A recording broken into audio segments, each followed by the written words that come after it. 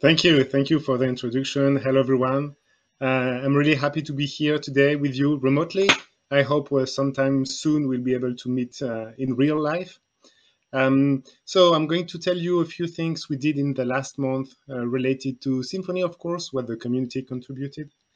Of course, you know that Symfony is a fantastic set of low-level building blocks. That's Fabian, a slide from a previous talk from Fabian. And what is nice is that you can then assemble to develop anything you need with Symfony. So there are two sides to Symfony. There are these building blocks, we call them the components.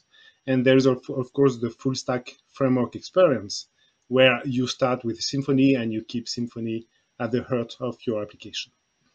So there's not only the component in Symfony, there is also the Symfony local web server, which has many features to improve developing with Symfony, like providing an HTTPS local web server, HTTP2, it manages your command line, etc. So it's really the companion of developing with Symfony. There is also the maker bundle, which is this bundle that generates the code you need so that you can be very efficient with Symfony. I'm mentioning those because they are really part of the modern Symfony experience, but they are not in Symfony core, and they still make Symfony really, really nice to develop with. In Symfony itself, the recent years told us that we could invent something we call now auto-discovery, auto-configuration, auto-wiring. And I'm sure you know that because it's not new to 2023, but it's still really core to the Symfony developer experience because it means everything works out of the box. You start coding and you keep your editor in the PHP page. You don't have to switch to configuration and back and forth. That's really great. And the newest thing that we are still adopting in Symfony and in the PHP community is, of course, attributes. Attributes change a lot of things in the Symfony ecosystem. And you'll see I have many examples just after where you can use that to declaratively help Symfony, the core, better wire or use your code. So this is an example. When you create a controller, you can now use the root attribute. You can also use isGranted. Maybe you were used to those attributes or annotations before. What is new to this year is that those are core native attributes now. This means that you don't need framework extra bundle, which was an outside dependency. It was not perfectly integrated. And now this is core. And this is because PHP 8 makes this core. We can leverage that. Another example is this one. This is not on Symfony itself, but it's on the doctrine side. There you can see some doctrine mapping because doctrine also is using attributes now. And there you see two things, actually, the move from annotations to attributes. And you can also see that now with the integration with the typed properties, you don't need to declare the type of the column if they fit the type of the property. So when we declare a string email, then the wiring, the mapping will automatically know that this needs to be a string column. And that's nice because it makes your code just cleaner and easier to use. Another example, maybe you're already using that. It's pretty recent also. When leveraging auto-wiring, sometimes the type of the argument is not enough for Symfony to figure out how it should wire things.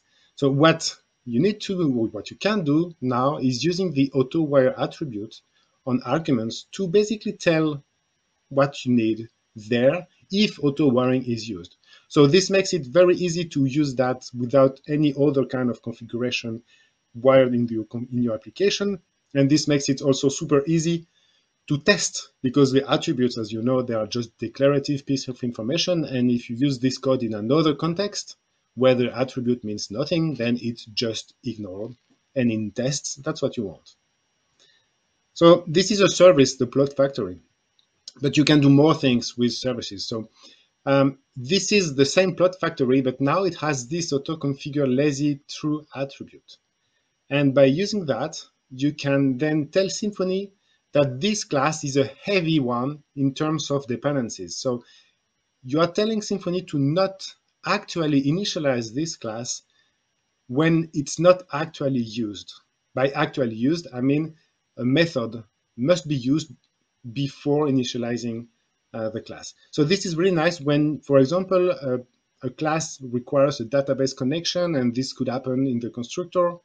Then you can postpone the heavy call to the network to the moment where you actually need that.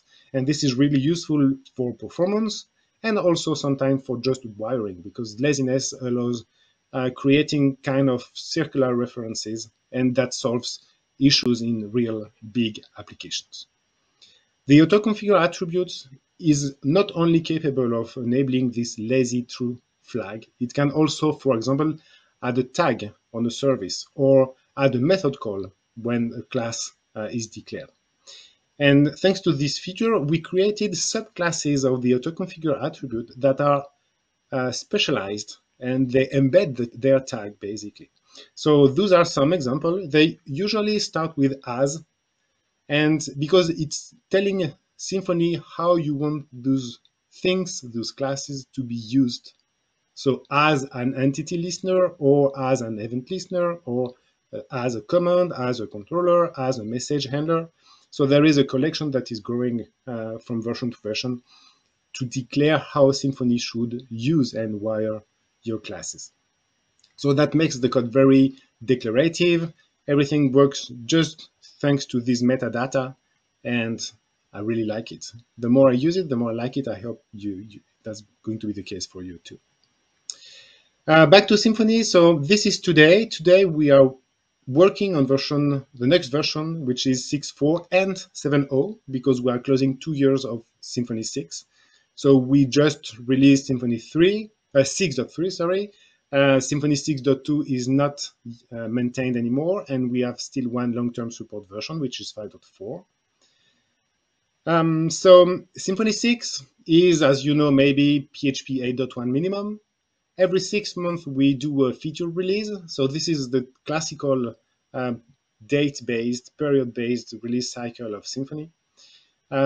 For every minor version, it's very easy to upgrade because we have the backward compatibility promise, which is basically semantic versioning applied to Symfony project. And this means that upgrading to the next minor doesn't break anything, so you can just adopt the new features, and that's what you should do. I mentioned Symfony 7. So Symfony 7, like Symfony 6 and 5 and 4, we know how to do it now. It's not going to be a big bang release. So we bump PHP to the minimum version 8.2. That's something that happens every 2 years. And we have a continuous upgrade path. So the continuous upgrade path is a way to make it very easy to move a project from Symfony 6 to Symfony 7, despite the backward compatibility changes that we're going to have in Symfony 7. Basically, it means that we add deprecations in Symfony 6 before removing in Symfony 7. And this is a must. We don't do changes in Symfony 7 if they cannot be advertised before as a deprecation in Symfony 6. So basically what you can do then is every 6 months also try to clean the deprecations so that you can then be very ready easily for the next major. And do that every 6 months, and I promise you it will make maintaining Symfony applications in the long run very cheap. So in Symfony, in the recent month, we have like, I don't remember exactly, but many pull requests, many hundreds of pull requests, and many of them are labeled as minor, so you don't see them in changelogs. That's still almost 40% of the activity of the repository. So that's a lot of activity. And I selected the 3 things that you might want to do also on your application to modernize the code. That's what Symfony did. There are many more examples, but this one is related to the type system. You know that PHP is improving its type system, so Symfony is also adopting more types. So for example, we added return types to interfaces that didn't use them. We had some missing template annotations for generics, and we added more generics to the code base. So there is a lot of pull requests that come in the form of generics, like this one. For example, it's a service locator in Symfony that implements service provider interface. And there you see we have those Psalm or PHP standard annotations that tell the static analyzers that, okay, this is a service locator, but it's going to return specific kind of objects in its methods behind that. So it makes it more easy to track bugs and know how the code behaves, just reading the code and the classes. We are also getting ready for PHP Unit 10. So the test suite is still running 9.6, and PHP Unit 10 is a lot of work for us because internally it has many important changes. Still, there are things that we did in the test suite, like removing with consecutive, which is deprecated, migrating to static data providers, because this is going to be required in PHP Unit 10. And for example, another one is using the test case suffix for abstract test cases. So if you have a test case that is abstract, it must be named something test case. That was the case for most of the classes in Symfony, but not all of them. And that's also something that you are going to have to do if you want to modernize some existing code base. And of course, thanks to bumping the minimum version of PHP in the Symfony codebase, we can leverage more new features. For example, the arrow function syntax for short closures. So this is going to be exactly the same in terms of behavior, but the code is easier to read. Basically, it's shorter, easier to grasp. It removes ifs and else and etc. So use colon class instead of the get class function and similar constant, which is also a nice cleanup. And there is this null coalescing assignment operator, which is also nice to save isSet calls and make things very much shorter. So I really like those changes, and it's great that we can bump the minimum version of PHP. Of course, you might be more interested in features, so I selected a few of them. It's going to be kind of a list. Sorry about that. I don't know how to make a consistent story out of the features. And the reason is that, as you know, as I mentioned before, we released Symfony at a fixed date. And at this date, we released what is ready. And what is ready is never what we planned for, because we don't plan for anything. We just review pull requests, and when they are ready, when the core team and the community is thinking that this is a nice feature to have, then we merge that and we ship what is ready. So it's kind of random. Of course, there are still stories to tell, like attributes, for example, is a long running effort. And yeah, we are still adding more attributes to the code base because we just didn't have the idea to use this attribute in this specific context. And now we say, oh, but it would be great to do that. So that's how Symfony moves forward. And I'm looking forward also to the next pull request that the community is going to send. Maybe that's going to be you. So we released a few new components. I didn't list them all, but those are the most important. So first, we released almost 1 year ago the clock component, which makes it easy to mock the clock, basically. So instead of doing new date time immutable in your code base, you would use just the now function that will do the same, but internally it will use a mockable clock so that in your test you can rely on something else than the real clock. We also published a scheduler component, and the scheduler component is basically an improved way of a way to replace crons and cron tabs. You don't need crons anymore if you install the scheduler component. And the really nice thing about the scheduler component is that it is leveraging the messenger component to trigger the ticks of the schedule. And this means that you just need to have messenger in your infrastructure to have it work. And this is nice because most applications do already have messenger in their application, which means if you remove cron, that's one less thing for DevOps to care about. So simplifying the stack by making the scheduler component rely on messenger. Another component which is really, really promising to me, I really love this way of improving the web stack. It's the asset mapper component. And this one allows us to remove Node.js from the developer experience to build nice, fancy JavaScript-enabled user interfaces. And the difficult point with those modern interfaces is, of course, bundling JavaScript libraries together, so using Webpack or something like that to pack many JavaScript files, resolve dependencies, and etc., etc. And it turns out that modern browsers, they have something which is called import map. And import map allows removing all that by moving all this to the browser so that the browser can resolve the dependencies, download the compressed asset from a CDN where they are waiting pre-compressed, pre-compiled, and leveraging HTTP2 so that this is very fast. And basically, it means we don't need Node.js, we don't need a bundler anymore for many use cases. Of course, there will always be like single page apps, for example, they will require a bundler. But for many JavaScript applications that just need an enhanced user interface, Asset Mapper is going to do the work for you. And the last component I'm mentioning here is a couple of components, so remote event and webhook, and those help accept payloads from remote APIs. So for example, when you send emails, you might get bounces back when an email fails to be sent to the recipient.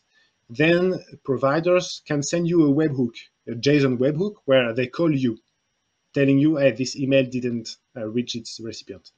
And providing this callback endpoint and then managing the way, managing this JSON is what remote event and webhook are about. So basically, there is a way to model the incoming payload through a data object, a data transfer object, and then to put that on the messenger queue so that then some offline process can do something with the message, update your database records, or I don't know.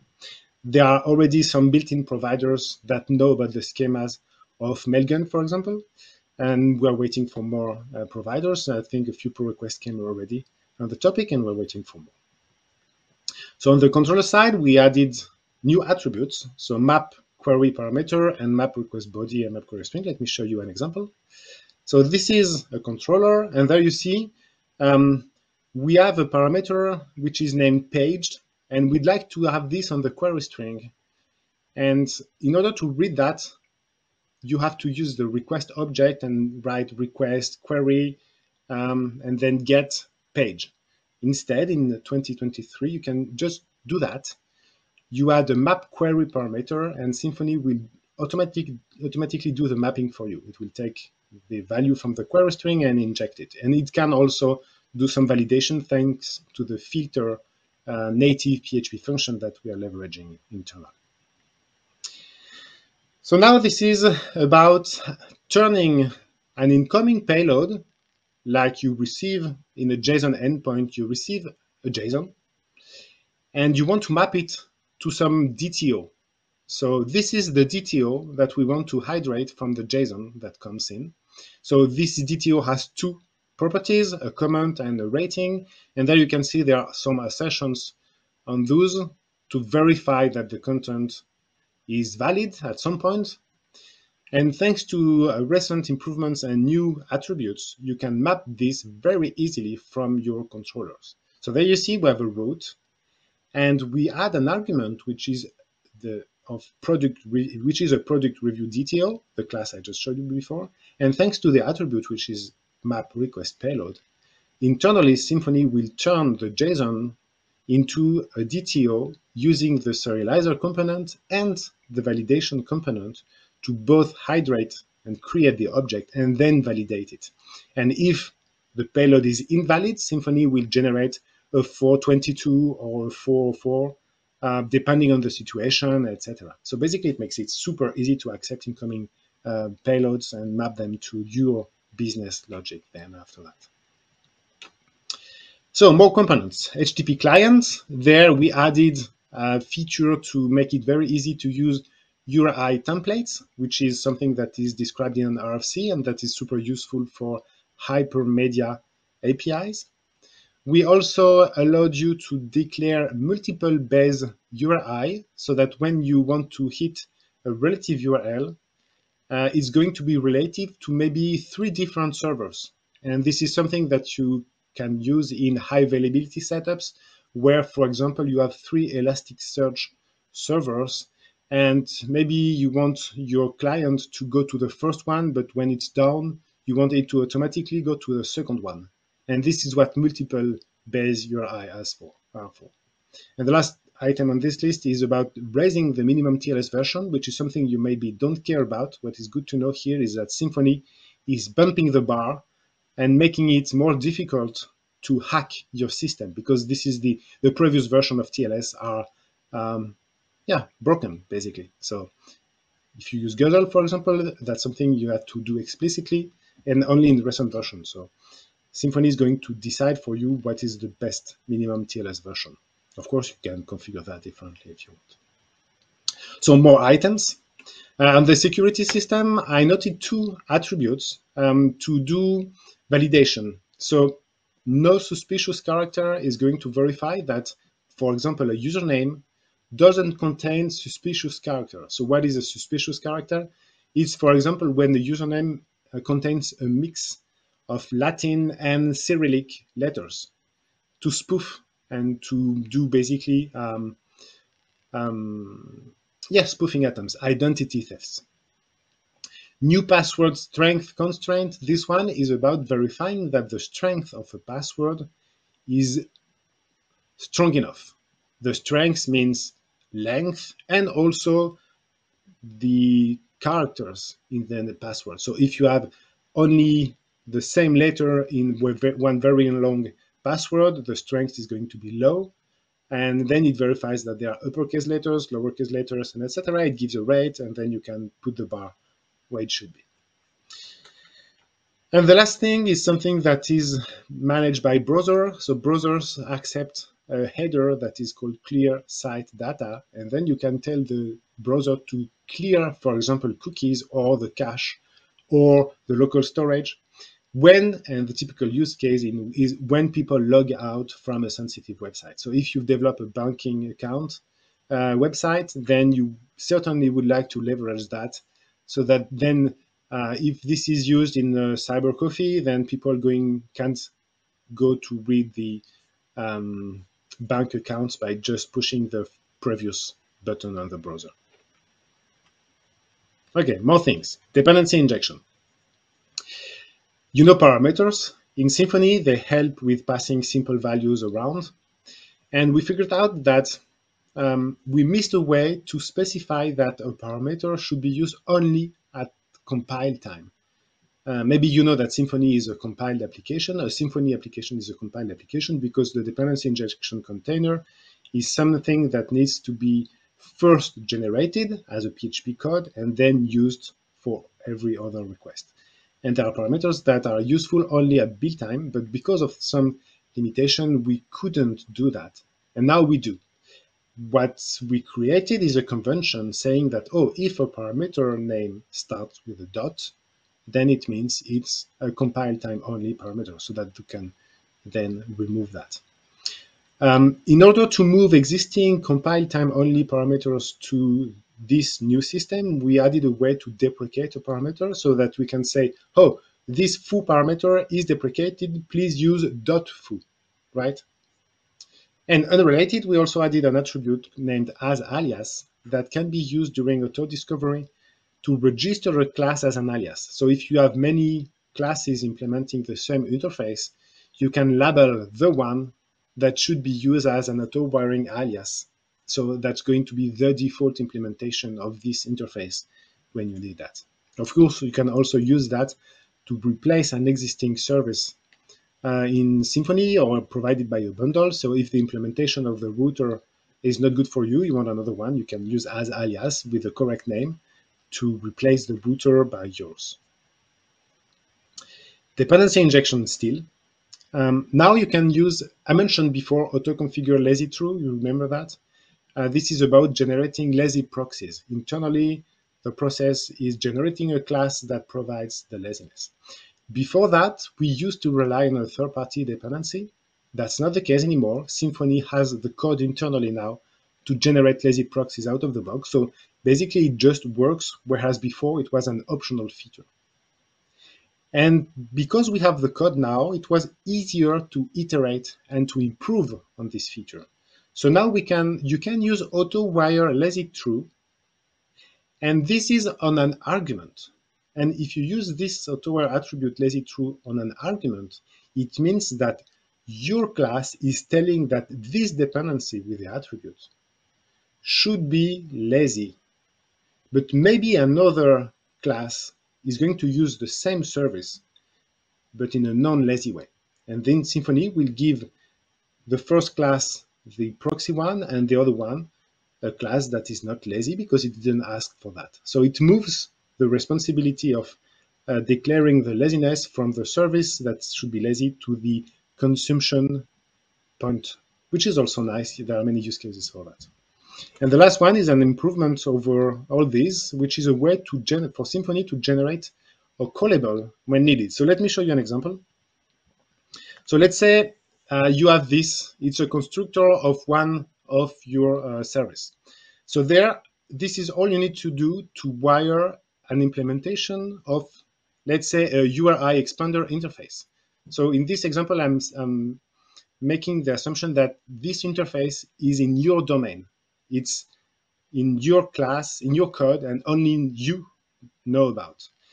URI template in the attribute is now a third-party dependency that doesn't know about the interface.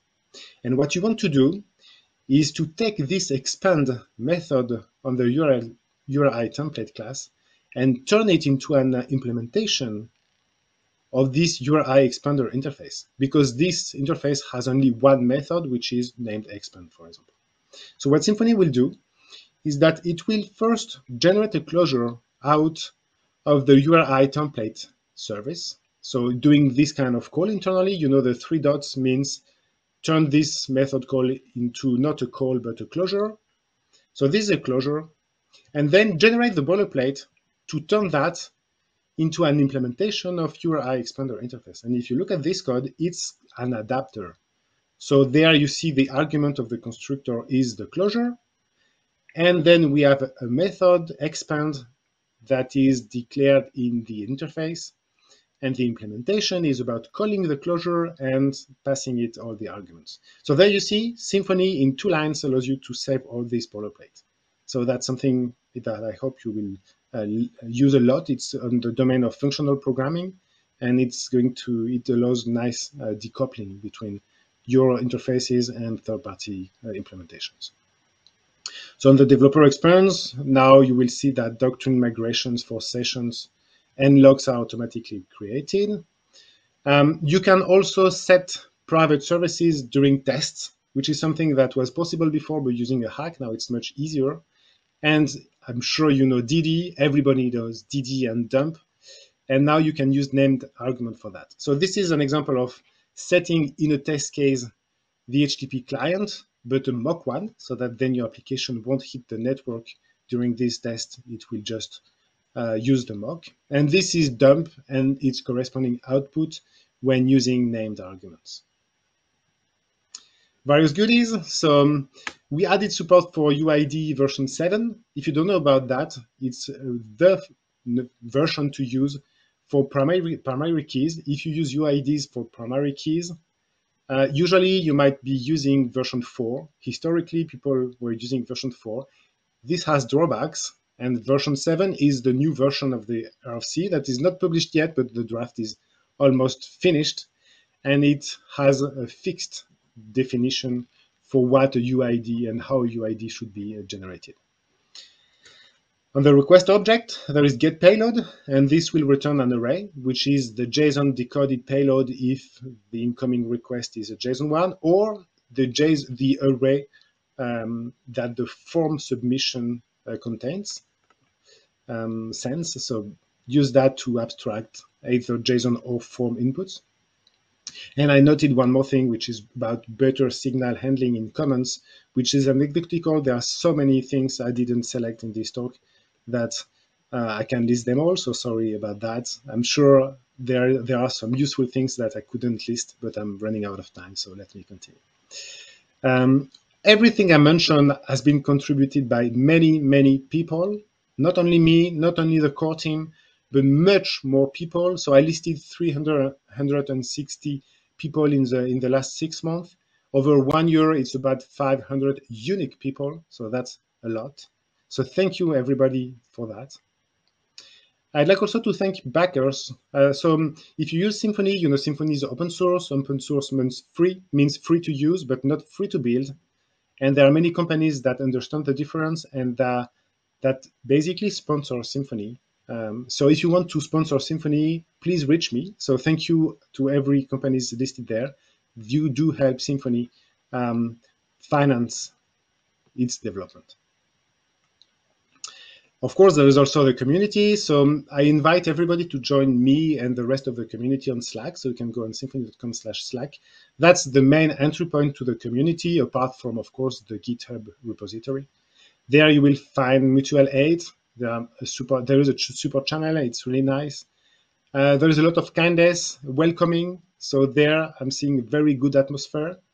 And there is also a care team, which is basically the team that is responsible for enforcing the code of conduct, because we do need a code of conduct to know how to react when some people don't behave exactly like we'd like the community to behave, like being polite, not aggressive. Sometimes, of course, there are people that go off-road, and it's nice to have a process to let them know that this is not the standard we are expecting on this Slack, and that they should be more gentle.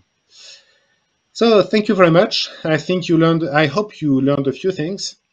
I hope also to see you in Brussels if you can come there, or online in January. So Brussels is in December, online is in January.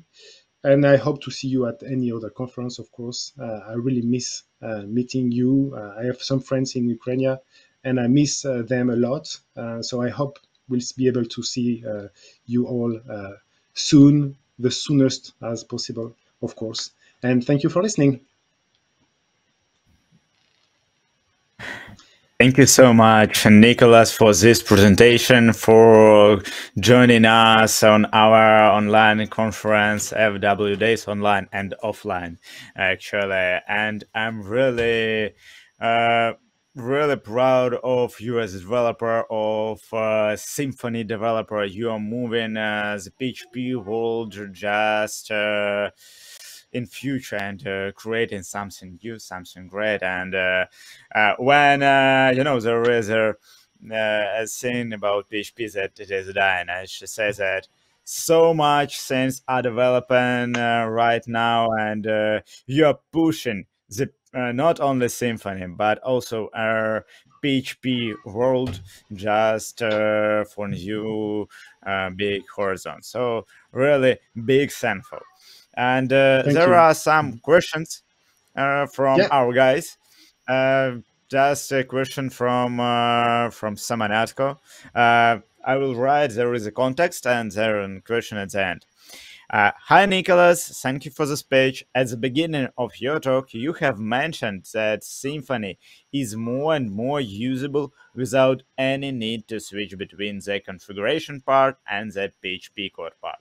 However, I believe this is only works in code and forget approaches. For example, without testing, just code, build, deploy to production, and forget about it.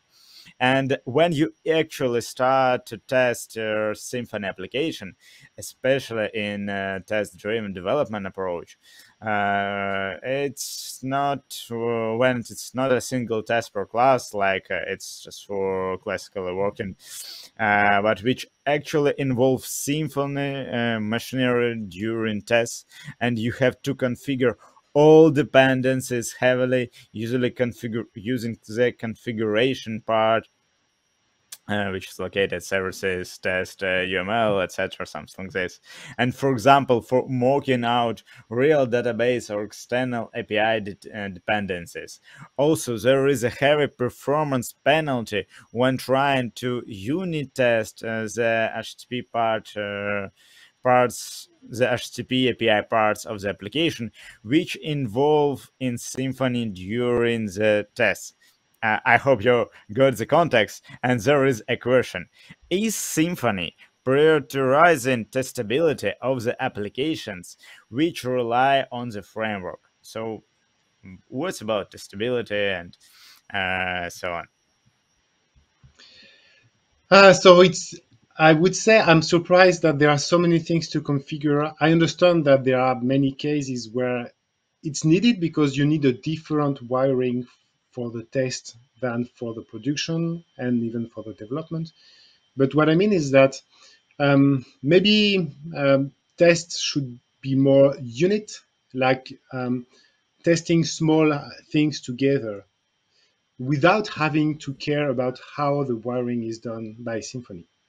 So that would be how I would kind of answer this. For example, you mentioned mocking the database.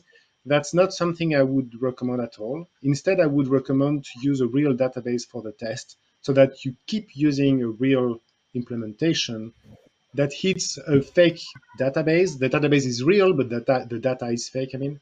So that's how I would recommend to think about testing, trying to not mock things, trying to not wire things customly, so that then you test in unit and you test real features. I don't know if that's a full answer. I do understand, of course, that sometimes, for example, I mentioned the HTTP clients, and sometimes there is some configuration needed to say, oh, I'm going to mock this remote API and use a mock HTTP client. So of course there are use cases for that, and I mentioned that about testability, the second part of the question. Um, I think that's why we are trying also to make it easier to mock a service for one test case. And I know there is right now something to improve. For example, when we use functional tests, which means we fake interactions through a fake browser to verify that the page generation is correctly done. Sometimes it's useful to be able to mock a service, for example, the HTTP client, for a full set of request responses, like navigating the website. And right now it's difficult to do the mocking on the service side. I have ideas about that. So right now it's possible to mock a service, but only for the first request. I'd like to have a way to reboot and mock things for every request that happened during the navigation. So yes, we do care about improving testability. And the only way I can personally learn about that is by having feedback. So thank you for the feedback, pushing in this direction.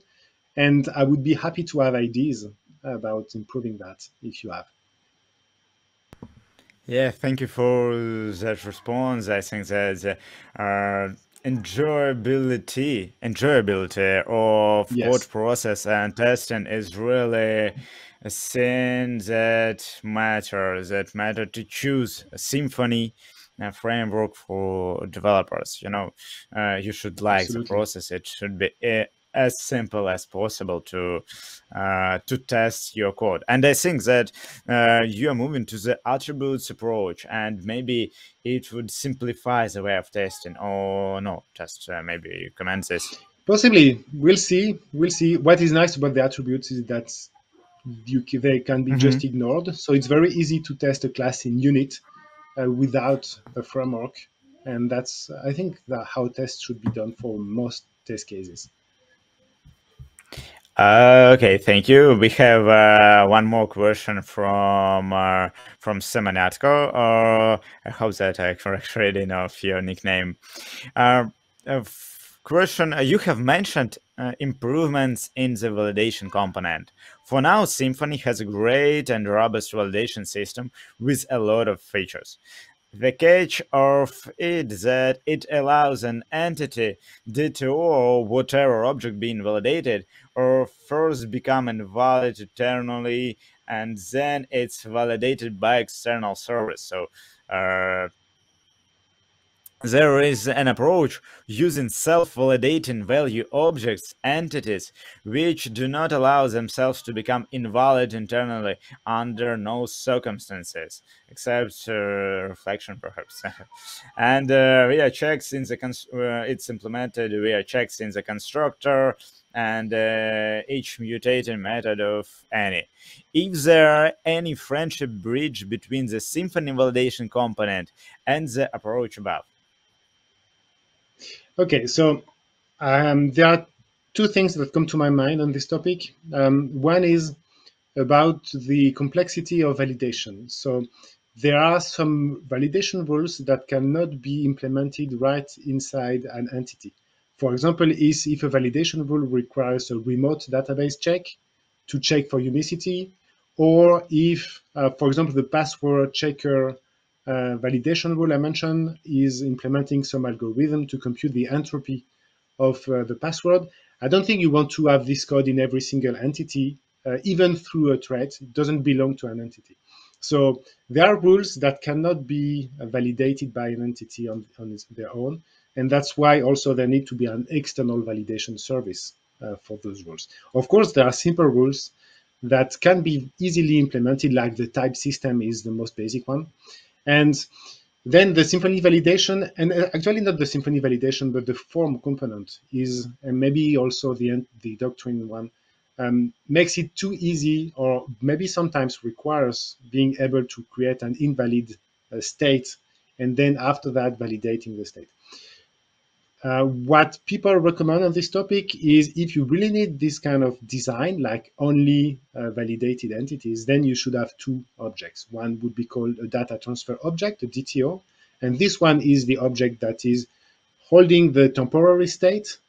And then when this one is validated, then it can be transferred, its state can be transferred to an entity that will, again, verify its own internal rules.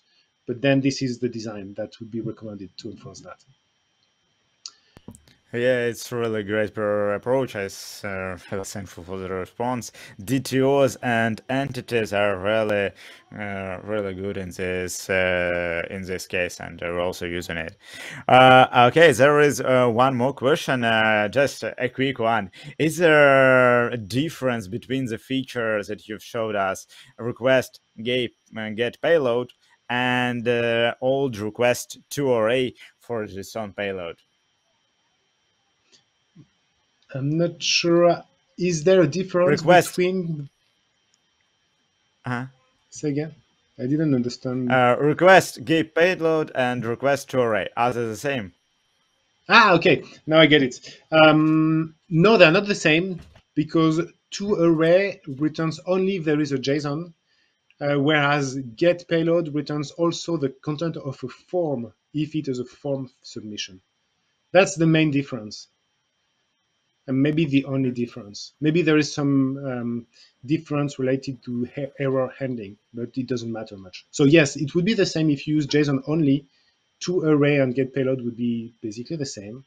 But then if you want to also not care about form submissions and want to use them as an array, get payload is the thing. Okay, thank you for that response. I also have an interesting question about performance. You showed that Symfony is developing a lot of features, and how you control and measure that performance is not decreased, and new features are just increasing the speed of their entire framework. So it's very difficult first because it's on performance is always an aggregated number, and so it's very difficult to be sure that we keep performance.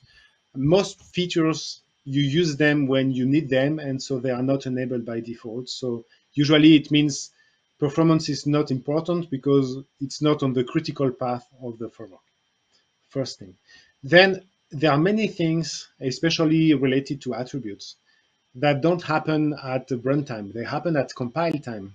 So auto wiring and all the features related to how things are wired, we don't care about performance there because this is compile time only. And then at runtime, everything is already ready, resolved, and there is zero impact. And then the more complex and complete answer is that from time to time, one of us, could be me, I do that every few months. I take a Symfony application, a basic one, and I try to profile it to see where the new pieces could impact performance or not, and then trying to remove things from the critical path when possible. Oh, And that's thank it. you so much for that meaningful response and for such cases. And one more case. Which profiler are you using? It's Blackfire, Xdebug, Yes, it is. or Yeah. Blackfire? So I used to be the CTO of Blackfire. When I was recruited 10 years ago, we worked with Fabian. We worked on the profiler for a few years before I went full time on Symfony. I was So of waiting course, for that response for Blackfire. Just a really good recommendation. It's like marketing for Blackfire. It is really a great thing for profiling your application and find some bottlenecks. Yeah. it's mind blowing. I mean, there is something we used to call and we still call the Blackfire effect. It's like you don't have Blackfire, you think your code is performant, etc., and then you enable Blackfire on it, and you say, "Oh, I missed that," and then you save 20% of your time, of the time of the application, just because you didn't know that this spot was a heavy one. And that happened so many times that we call it the Blackfire effect now. Okay, and thank you so much. It's really, really great for about one more if we have time. I'll ask you about. Oh, I have a lot of questions that we can discuss in Discord, but let it be the one. What is the main problems you are faced with within your daily work day? So, which are the problems, the biggest with which you faced today? Let it be I about will give an Symfony. answer. Okay, my answer is not a technical one; it's a process one. The most difficult thing for me is keeping up with the pace of pull requests. Because if you look at the number of pull requests that we have to review, there are 240, I think. And one day I remember it was like a record. Fabian worked a lot, many helped, and we went down to 60 only pull requests to be reviewed. They were not ready. We couldn't do anything more. But when I dream about that, I don't know how we can. Okay, it just takes so much time that I would really like to know how we could do better in this regard. So it means it's a difficult game because we need time to review because there are some pull requests that are difficult to understand because they are just huge, and there are also pull requests that are waiting for feedback from improvements from the original submitter, and this means we cannot merge enough things as we'd like. Thank you, Nicolas, for that talk, for that presentation about new features in Symfony. And we can continue to discuss them in Discord with Nicolas. I'm inviting all of you just to join us in Discord chat. Thank you once again, Nicolas. Have a nice day.